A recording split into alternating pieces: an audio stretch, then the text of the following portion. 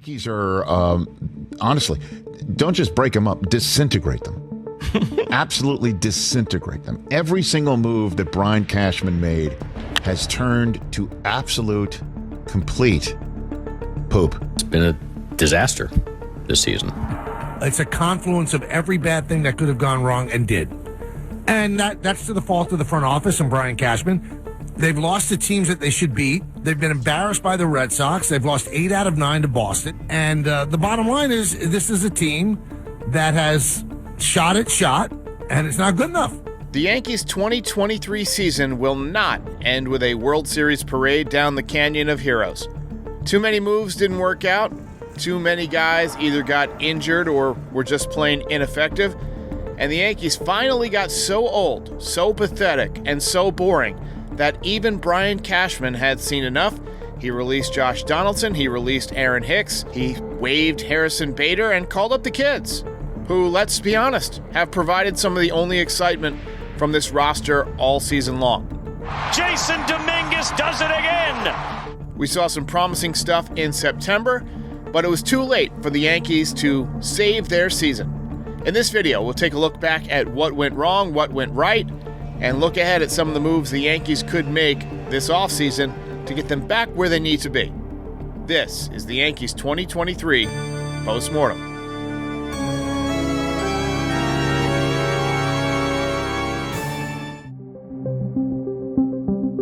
The lack of left-handed hitting, not only left-handed power, but left-handed hitting. The fact that they have had no leadoff man for years. They don't think the right way. They don't play the right way. They don't act the right way. Fans unhappy you have not won a World Series since 2009. You're the New York Yankees. We got to be unbelievable the rest of the way. Aaron Boone, Brian Cashman have gotten extensions during that time. Are you happy with where your team has been over the last 6 years? And has the mission statement of championship or bust maybe been adjusted? No, it has not been adjusted. Our goal every year is to win a championship. But we have failed, and you can include me in that as well. Well, I think the accountability is with the fans.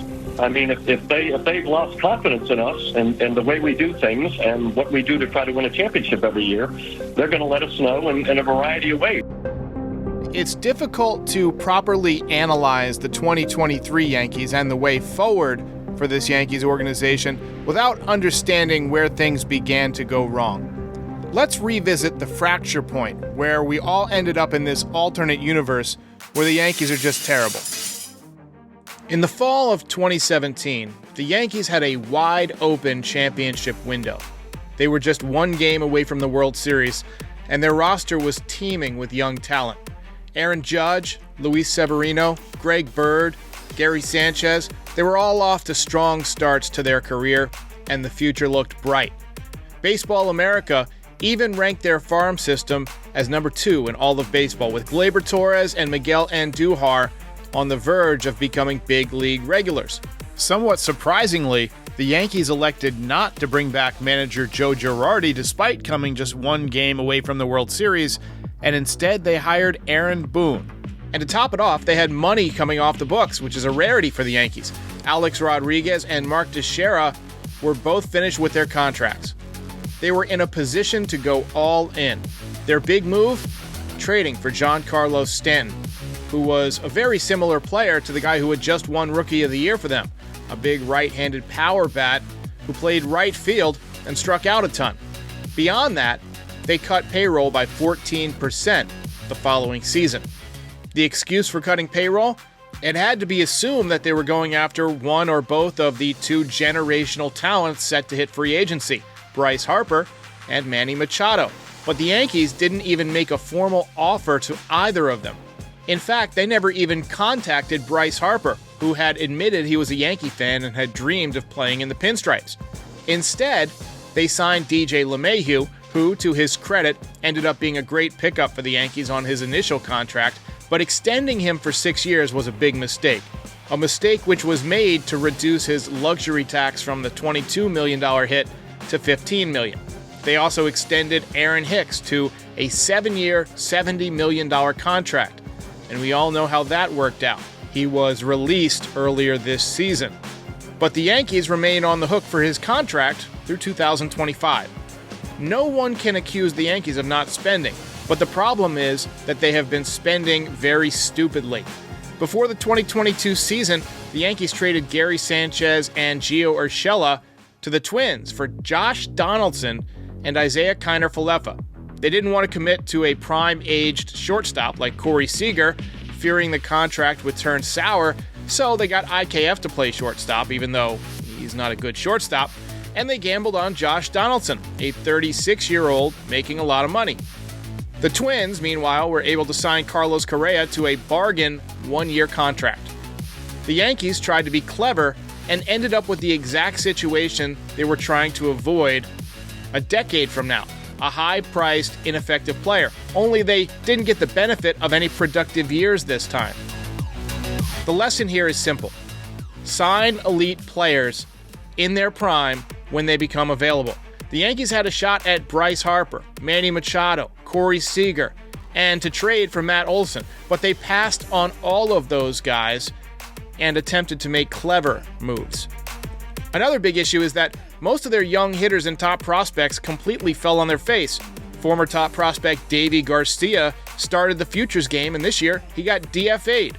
Greg Bird, Miguel Andujar, and Clint Frazier all got off to good starts, but couldn't sustain it. Now, injuries are partly to blame, but maybe the Yankees are just not good at bringing guys back from injuries. That seems to be a problem.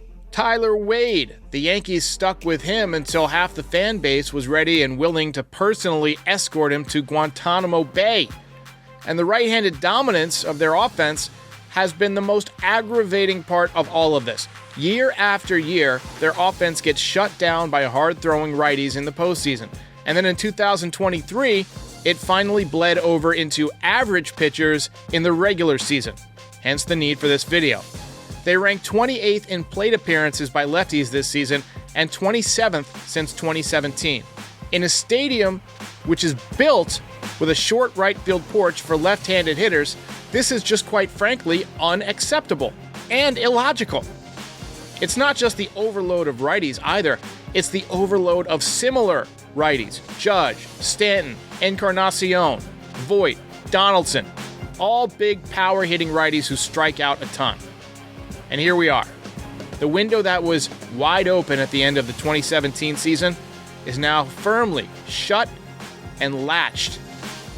But could another window be about to open? We'll get to that later. And I guess the Yankees are showing Ohtani how much they like him by pitching to him. On pace. There's a fly ball, left center field. Did he get it up? He flips the bat. Bader's at the wall. It's gone. In a crucial situation that everybody knew they should not do. Except for the manager, who I like very much, by the way. I think being positive is important, but also being honest is important. I think authenticity from the position is the most important thing. Cool. I think winning is the most important thing. Without being in the clubhouse, we fans are left to judge or grade the performance of the manager based on the factors that we can readily observe. This includes the on-the-field performance versus expectations, when the payroll is the second highest in the league, and you've got one of the highest projected WAR totals in the league heading into the season, and then you underperform. That's a data point.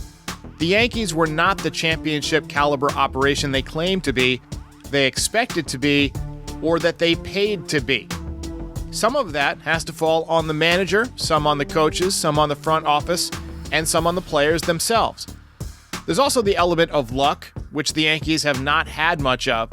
But in the real world, especially in New York City, performance is ultimately judged on results, not luck. And the 2023 results have been putrid. The observable in-game decisions are another way that we can grade managers.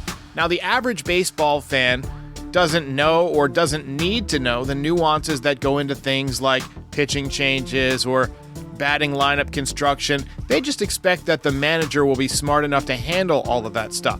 But fans that watch every inning of every game, even in seasons like this, will tell you that Aaron Boone's feel for the game is inadequate at best. He pulls pitchers when they're cruising, and he leaves them in when they're taking a beating. the lineup changes so often and in such radically unorthodox ways that it's got to be difficult for our guys to get into any kind of a good rhythm. Another way that you can judge a manager is how they fight for their players on the field, getting in umps' faces, sticking up for them in the press. There is an area that I think Aaron Boone does very well, and it's if the strike zone is terrible, he will absolutely let the umpire know, even if it means getting kicked out of the game. You would never see Joe Torre mock an umpire like this, but every manager is different. Actually, I think the players like Aaron Boone, and that seems to be what the Yankees organization values. But maybe that's not the right approach. Maybe they just all need a common enemy for once. Another way to judge the manager is how they handle the media. This is something that I believe the Yankees think is a strong point of Aaron Boone because he always, no matter how bad the game goes, puts a positive spin on things. But you've also got to come across as honest to the fans. I think fans get the feeling, and rightfully so, that Aaron Boone is gaslighting us oftentimes, telling us we're having great at-bats and how good our offense was when we struck out 18 times and got 2 hits. Sure, his arguments with umpires are fun, but there's no question that the team took a step back in 2023. As far as the coaching staff goes, Matt Blake just got a new contract. I think he'll be back. I don't think the pitching was the major issue this year. Sean Casey was hired mid-season. I thought he did a nice job working with DJ LeMahieu. I thought the improvements that Anthony Volpe made after Sean Casey came on board were significant. I think he'll be back if Aaron Boone is back. It's in the top 5 worst of Yankees. I mean, it's just the way it is. They have not scored enough runs. We're not talking about worse than the top teams in the league. With men on base, just general men on base, they have a .241 batting average and a .734 OPS. That is 5% worse than the league average. With runners in scoring position, a .239 batting average, .697 OPS, 14% worse than league average. 2 outs and runners in scoring position, .208 batting average, .636 OPS, 26% worse than league average. And in high leverage situations, they're also 5% worse than league average. In every spot that matters to scoring runs, the Yankees are worse than league average. We're doing a piece to Camarada. For most of this season, and for most of the last several seasons, come to think of it, the Yankees were just way too right-handed. They had too many old guys who can't hit anymore. But the worst part of this is that the fans recognized it. We knew Josh Donaldson was done.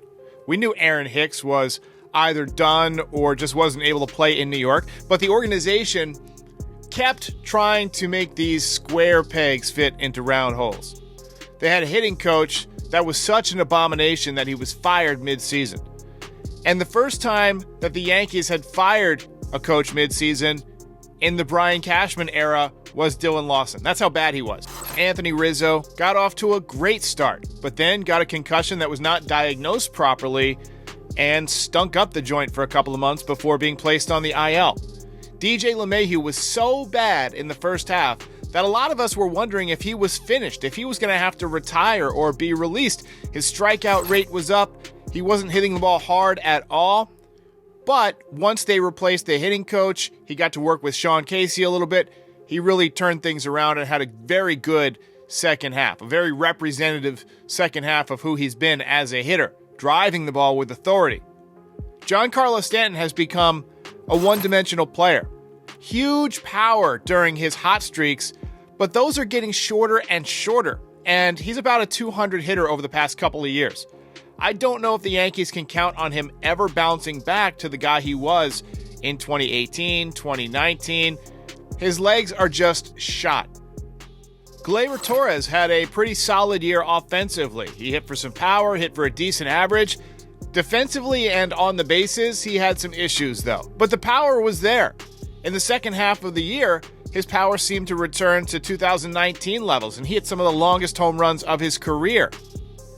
Anthony Volpe got off to a very slow start, but after he closed his stance in early June, he was about a 240 hitter after that with decent power, seemed to have the clutch gene, hit a number of big home runs, and he became just the 15th rookie in Major League Baseball history to pick up at least 20 home runs and 20 stolen bases in the same season.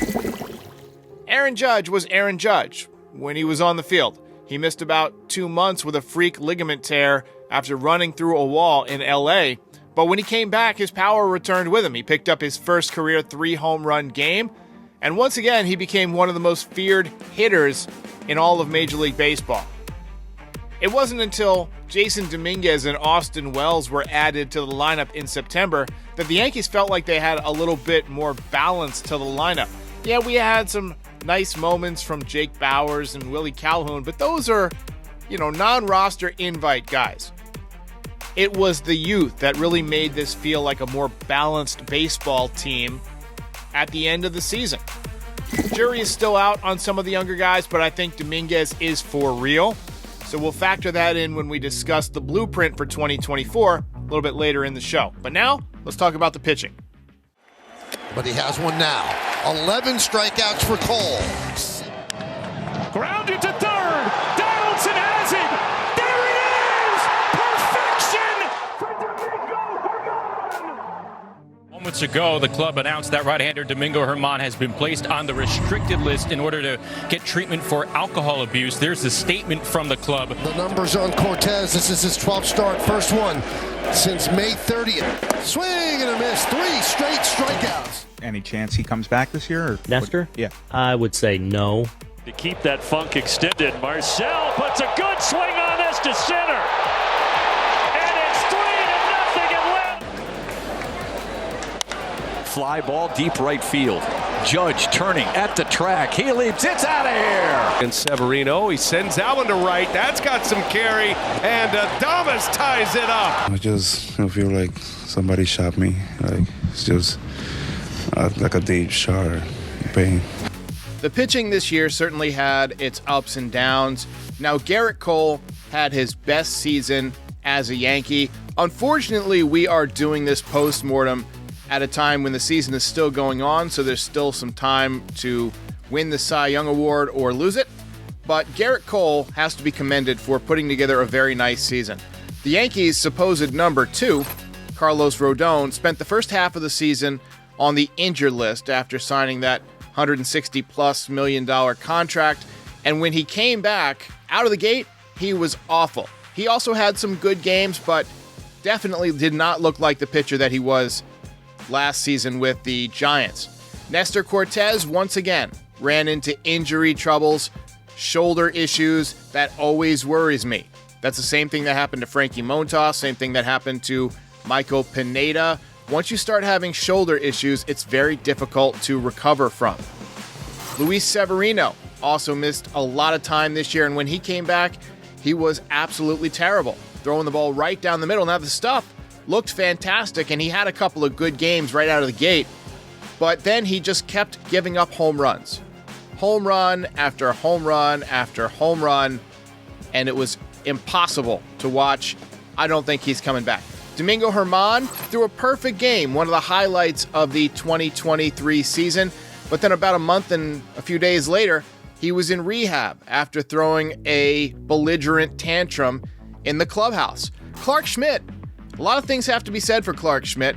He put together a nice year. Now, he doesn't go very deep into the game. A lot of the time, he is done by the 6th inning, but he gives you typically 5 innings and 3 runs or less, which is perfect for a number 5 starter. So I think he will be back. Mike King made a few late season starts and looked really good, honestly, as a starter. He has a chance to be in the rotation next season. Johnny Brito showed some good stuff this year. Again, ups and downs as a rookie. And Randy Vasquez showed some fantastic stuff, but his ERA was over 4.7 in AAA. So can you really count on him to be a starting pitcher at the big league level next season? I don't know if you can. The bullpen has some pretty good arms down there. I mean, you got Ian Hamilton was an excellent find this year. Jonathan Loaisiga, when healthy, is very good, but the problem again is that Jonathan Loaisiga gets hurt pretty much every year. Mike King was healthy most of the year. He had a good season.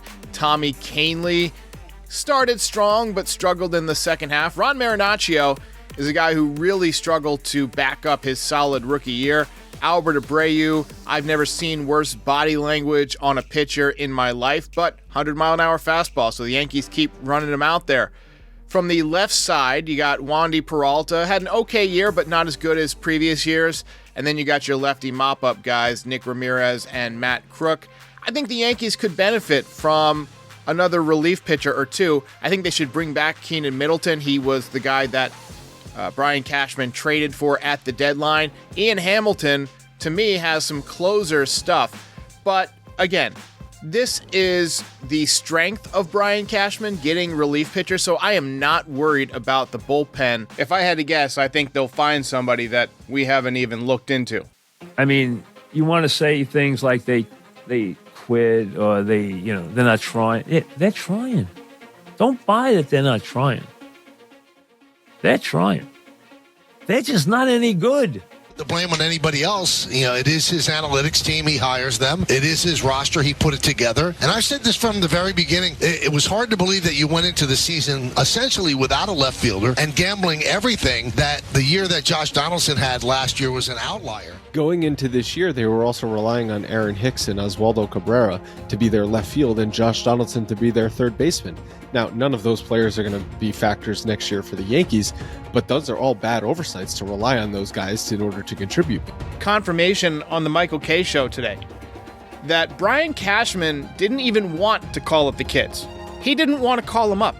Neither did the analytics people that Hal Steinbrenner has said he's going to review. This was an entirely Hal Steinbrenner move to get the kids up. If it were up to Brian Cashman, let me reiterate, Josh Donaldson was going to be our third baseman tonight. This is a poorly constructed team, and they have to answer for that. You could replace the manager tomorrow, and I don't think it's going to make a huge difference with this team. The way the roster is constructed, you had way too many guys with a below 800 OPS. Over the seasons, we've had less and less impactful bats in the lineup. And that falls on Brian Cashman because ultimately he's the guy who assembles this team. Whether it's not calling up minor league players who can make a difference or not going out and getting the right pieces during the offseason or at the trade deadline, the last 13 or 14 years have been more famine than feast, and it's only gotten worse over the last 5 or 6 years. I think it's fair to say that the game has passed Brian Cashman by.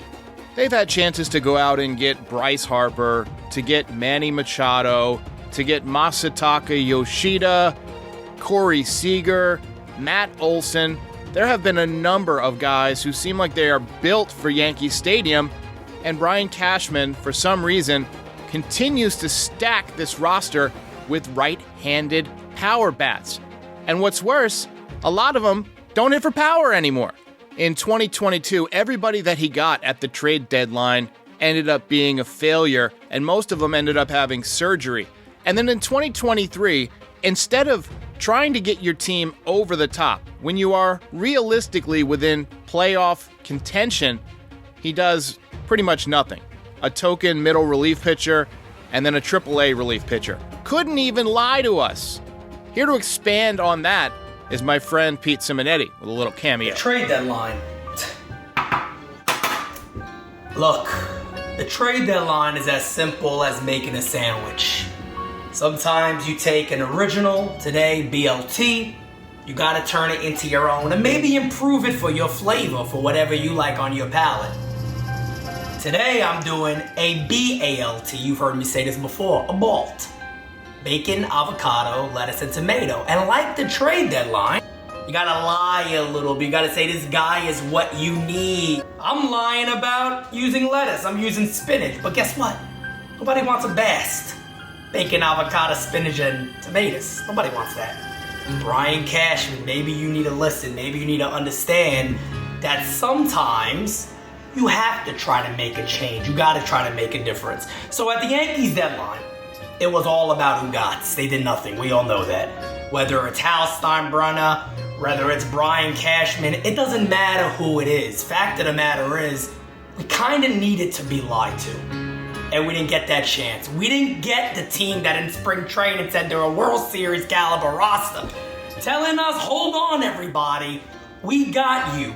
We got a delicious taste to add to your palate. They didn't do that. Sad and pathetic. A nice big shit burger to eat. And as for ownership, they don't seem to be upset that the Yankees have shifted from the mindset of winning championships every year to being mostly a money-making machine that if you make the playoffs, that's enough. Here's Mike Francesa to expand on that. It is completely nothing short of a colossal embarrassment what the Yankees are putting out as a product right now. But it's almost like they don't see the issue. They don't see the problems, and they're the only ones that don't. That's the alarming part. This isn't some run-of-the-mill organization. This is the New York Yankees. How the mighty have fallen. They continue to defend a plan and a way of doing business that clearly is leading them to complete futility. They have gotten to such a level of complacency, and all they care about, all ownership cares about, is the fact that they are making money, and they are making money. How could they, and they being ownership, think their fan base would not be upset with the product that has been put forth? I suggested on Twitter that we just clean house. Not just Cashman, not just Boone, but get rid of the scouting department. While you're at it, get rid of the medical staff, get a new bat company, repaint the clubhouse, change the feng shui, switch from Gatorade to Powerade, change the grass seed, play different music at the stadium during batting practice, whatever you got to do. Switch from WB Mason to Office Depot if you got to. Fly United instead of Delta if you've got to. But this team's whole energy is crap right now. All right, so maybe they don't need to go that far. They did call up the kids on September 1st, and the energy got a little bit better. The balance in the lineup got a little bit better. But I still think that the Yankees need to improve their hitting philosophy. Whatever Dylan Lawson was preaching was not working at the big league level. They need to focus more on fundamental baseball. They made too many errors. They made too many mistakes on the bases this year. And they need to reinforce their roster. Domingo Germán and Luis Severino cannot be counted on as reliable pitchers next year. Nestor Cortez is injury prone. Carlos Rodón has a chronic back injury, and I think it's fair to question whether or not he's ever going to be the pitcher the Yankees paid for. Gave up a lot of home runs when he came back. He showed some flashes of his former self, but I've got to see it for an extended period before I really feel like he's back. They have legitimate injury concerns at first base and at DH. Anthony Rizzo continues to make his way back from post-concussion syndrome. He may never be the same. Giancarlo Stanton seems like he misses about 2 months out of every season with a calf or a hamstring injury. We need to have somebody who can step in and fill in and pick up some of the offensive slack when guys like that go down. I think you need to plan to have another impactful left-handed bat. So next, we're going to take a look at the players that are available, and we'll go through my blueprint for how I would arrange the team next year. You may feel differently. First, though, we got to pay the light bill. A word from our sponsor, GameTime. If you follow this podcast, by now you've heard of GameTime. It's the fastest growing ticket app in the world for a reason. What GameTime is an app that allows you to buy last-minute tickets to local events at the lowest rate possible. So let's say the Yankees have an off night and you decide, hey, I want to go catch a comedy show. I want to go see a band play. I want to go see a hockey game. You just hop on the GameTime app and you can get a really good deal very quickly and save a lot of money. Use the code NYY Recaps to save even more money because you'll get $20 off your first purchase. I recently used it. I try not to have ads for anything that I don't endorse personally, and I gotta say, it's a great experience. It's very simple to use. Use the code NYY Recaps on the GameTime app and get the lowest price on last-minute tickets guaranteed. Okay, let's take a look at 5 players with which the Yankees are most likely to be linked this winter. And let's begin with a center fielder with a sweet left-handed swing, Cody Bellinger, who hit this enormous home run off of Carlos Rodón when the Cubs came to visit the Yankees this summer. Now, Cody Bellinger came up with the Dodgers, had some great years, had some down years, but then had a very nice bounce-back season in 23. He's got a great left-handed swing, a ton of power. He's a good defender. He's also capable of playing first base, and his dad played in New York, so you would think that he's been around New York and knows what the city is like and would be comfortable playing here. He also played in Los Angeles, another big market. So I think the adjustment, if the Yankees sign him, would be minimal. Another guy you're going to see mentioned a lot is Yoshi Yamamoto. He is perhaps the best pitcher ever to come out of Japan. He allows less than a base runner per inning over his entire Japanese career. He's got a great splitter. He's got a great curveball, got a good fastball. He throws strikes. He is seasoned. He is everything you want in a pitcher, good, repeatable mechanics. And I think the Yankees are going to also try and sign him. However, the Mets are also heavily rumored to him, so you might be in a bidding war with Steve Cohen. Heimer Candelario did a very nice job with the Cubs after being traded, but I don't think they're going to spend big money on an infielder since they still have a lot of infield prospects, including Trey Sweeney, who we did not see this season, and Oswald Peraza, who played a little bit of third base but can also play second base. I just don't see them spending money on Candelario. And also, Shohei Ohtani is a free agent, probably the most fascinating free agent. Obviously a two-way player for most of his career, but has a torn UCL. No word yet on if he's ever going to pitch again at the time of this video. I've read that he intends to pitch again, but if he wanted to be a DH, I would happily take him. However, you would have to get rid of Giancarlo Stanton, and I don't see that as a realistic possibility. And then Josh Hader, closer. The Yankees need an actual closer, but Josh Hader is a guy who has had some ups and downs, has the long hair, and probably won't want to cut it to come to play in New York. And plus, Cashman has shown that one thing that he's really good at is acquiring relief pitchers, so I don't think they're going to spend big on the bullpen. If I had to lay my money down on them getting anybody on this list, it would be Cody Bellinger. セカンド追いついた。スリーアウト試合終了。しかも2位マリーンズ相手にそのカード初戦。 All right, so here's my blueprint for rebuilding or resetting the Yankees so that they can be World Series contenders sooner rather than later. Objective number 1, you have got to acquire a dangerous left-handed bat. We talked earlier about how the Yankees have passed up on a number of left-handed hitters over the last several years, whether that's Matt Olson or Corey Seager or Bryce Harper. Well, when there are elite lefties available, the Yankees need to be aggressive, and there are a couple of them that could be available over the next couple of years. We will talk about that. Cody Bellinger is one, Juan Soto is another, and this agenda item is kind of linked to number 4, Anthony Rizzo. You need an insurance policy for Rizzo because he's one of your best left-handed bats when healthy, but he hasn't been healthy, and there's no guarantee he's going to come back from that concussion, so might be best to kill 2 birds with 1 stone. The Yankees need to reinforce the pitching staff. There's a few options there, both internally and externally. And let's be honest, the Yankees need to figure out what their path is going to be going forward with Giancarlo Stanton. There's no way to trade him. Nobody is going to want to take that contract on. Well, just execute him! Not so fast, honey bunny. There are some other options for Giancarlo Stanton. We will talk about that. But first, we got to talk about the number 1 item on the agenda, and that is getting an impactful left-handed bat. No more Willie Calhouns, no more Jake Bauers. We need another left-handed bat in the middle of this lineup, especially since we can't count on Anthony Rizzo to bounce back completely. Option number 1, try and sign Cody Bellinger. And I should mention that all of these moves that we're going to talk about come with some degree of risk. It's impossible to mitigate all risk when you're dealing with human beings. Guys get hurt, guys go into huge slumps, guys become unhappy or whatever. It happens.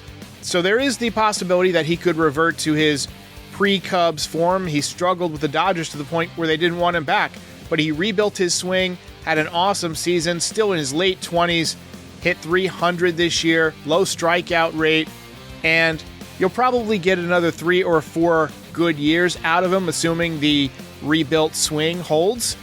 And then you're probably going to have to pay for the downslide, pay for the ages 33 through 36 seasons. Option number 2, wait a year and try to sign Juan Soto, or you could try and trade for him, though it sounds like the Padres are trying to work out an extension with him, and it's unlikely he will be traded.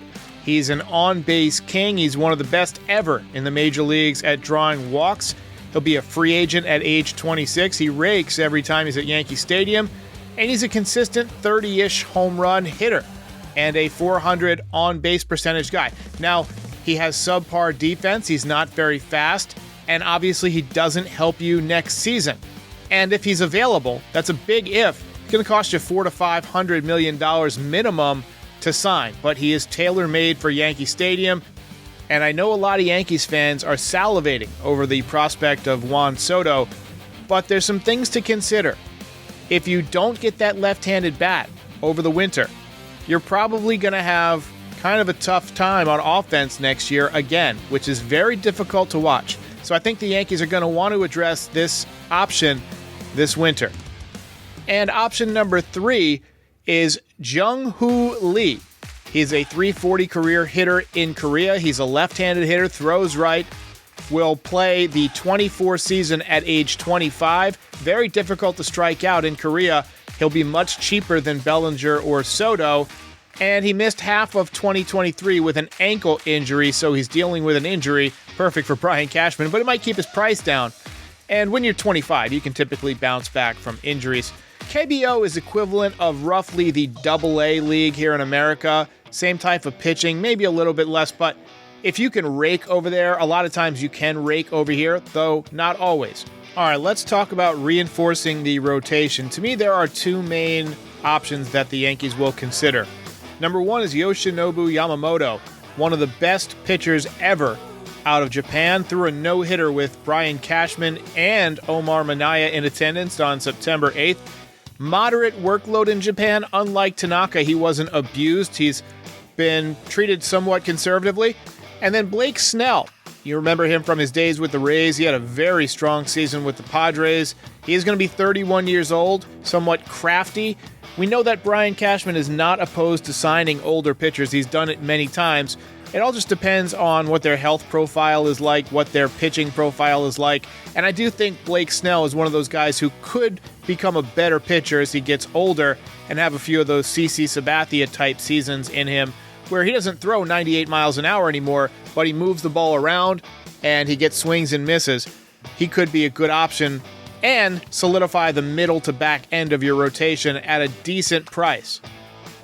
All right, next we got to talk about Giancarlo Stanton. What are we going to do with Giancarlo Stanton? First of all, he still hits the ball as hard as anybody in Major League Baseball. And even though he misses about a month or 2 every year, he's still a lock for 25 or so home runs. And if he could somehow stay healthy, it's a 40 home run guy. He is very injury prone. He's a good teammate, but he can't run the bases anymore. He can barely field, very little mobility, and he's a strikeout machine. He's been a 200 hitter for the last couple of years. Like I said, you're not going to get anybody to take him, but there's no rule that says he has to be in the starting lineup or that he has to hit in the middle of the order. This is something that Brian Cashman's just going to have to deal with. Personally, I think you can drop him to 7th in the order, make him your permanent DH, and tell him not to run very hard. Just be in there and mash baseballs. And if you get hurt, then guess what? Gleyber Torres becomes your new DH, and then you reconfigure the infield using some of your prospects, whether that's Oswald Peraza moving to second base, although that would be a waste of his arm. DJ LeMahieu can probably still play a little bit of second base. But the fact is, you're going to have to count on Giancarlo Stanton being part of this team next year. And we have to talk about first base insurance. We know that Anthony Rizzo has the post-concussion syndrome. There is no telling if he's ever going to be the same hitter. They were counting on him to come back in September, but they had to shut him down. He's not going to get to face real live major league pitching until spring training. And even then, it's going to be a tick down. We know that guys can go off in spring training and then have trouble during the regular season. I'm a little bit worried because we saw this happen to Clint Frazier, and I think you need to have a backup option in place. I think Cody Bellinger, if you sign him, is the guy because he can slide right over to the position, and that allows you to play one of your younger guys in the outfield, whether it's Everson Pereira, whether it's Spencer Jones getting the early call-up. But that'd be the way I would go. You could also use Andres Chaparro. He played a little bit of first base this year, not on the 40-man roster, but with the offseason coming up, you got plenty of time to make that move.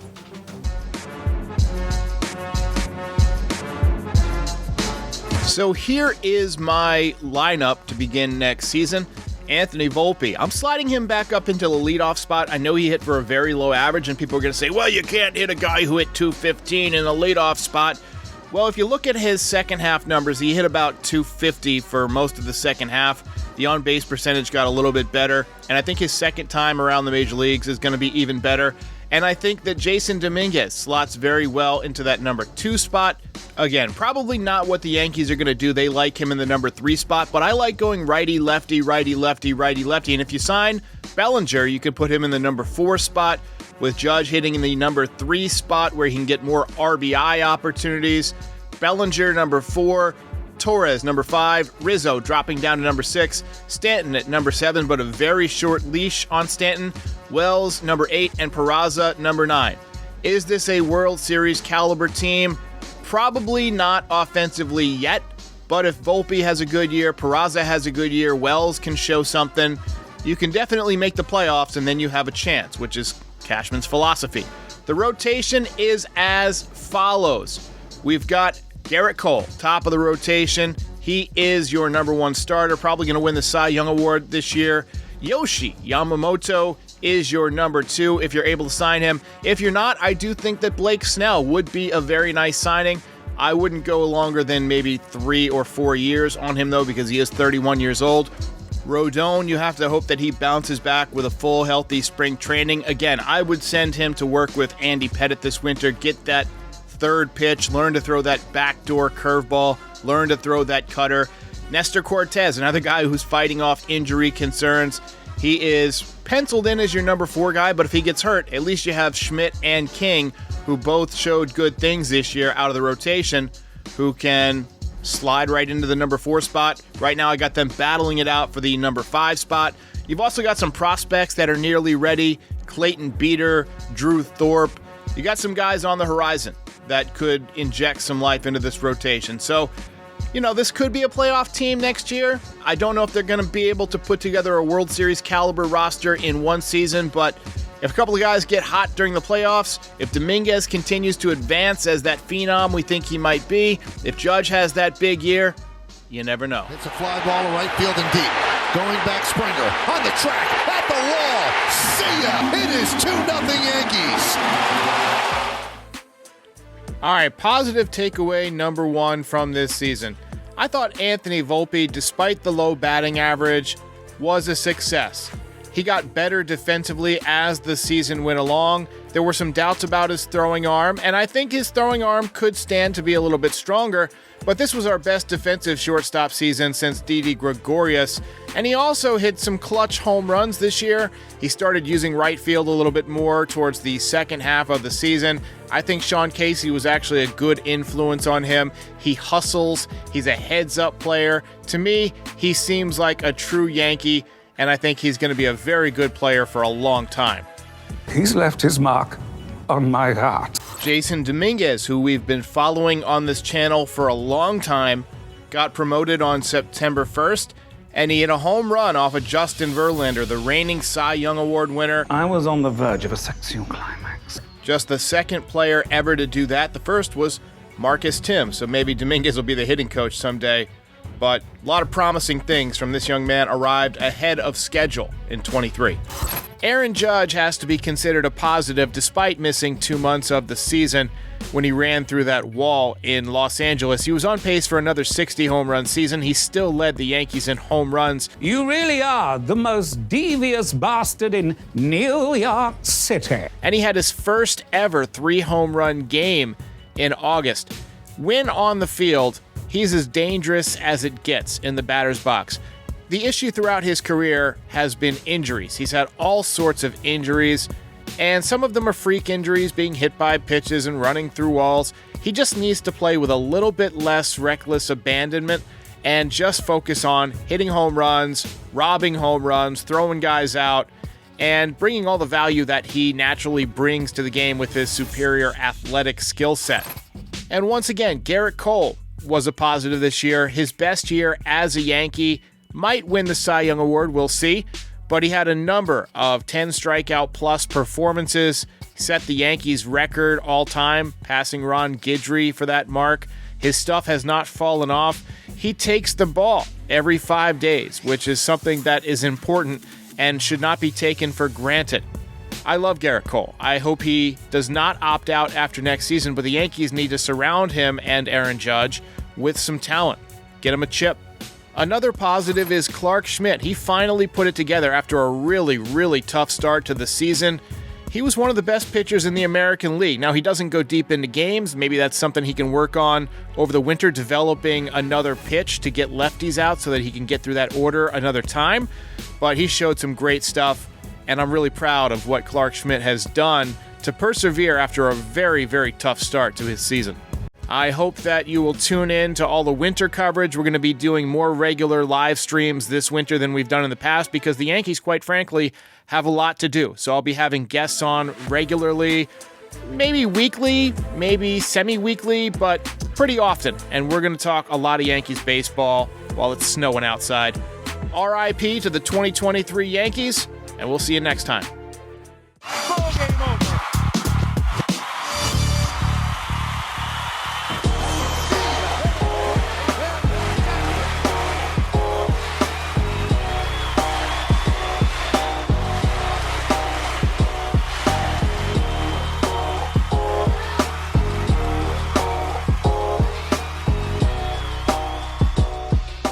Most impressive.